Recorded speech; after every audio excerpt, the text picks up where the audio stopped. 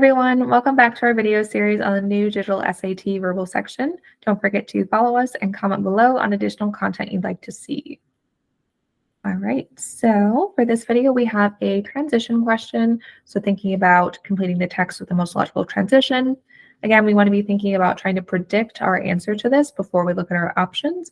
We should be able to determine what relationship we see between the first half of the passage and the second half before we even go in and look at our options. We want to have an idea of that before we look at them.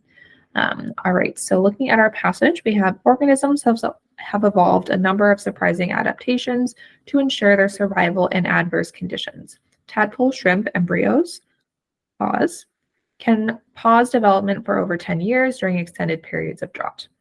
All right, so thinking about our first sentence, we're talking about surprising adaptations, right? So we have in our topic sentence, if you will.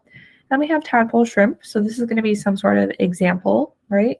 Because we can see that their surprising adaptation is going to be that they can pause their development for over 10 years during extended periods of drought. So this is a pretty surprising adaptation that they can just stop growing. So we can see that this sentence here is going to be an example of the first. So in that case, our answer should be B, matches what we just said. It's an example. These questions can be confusing when they put the transition word in the middle of the sentence.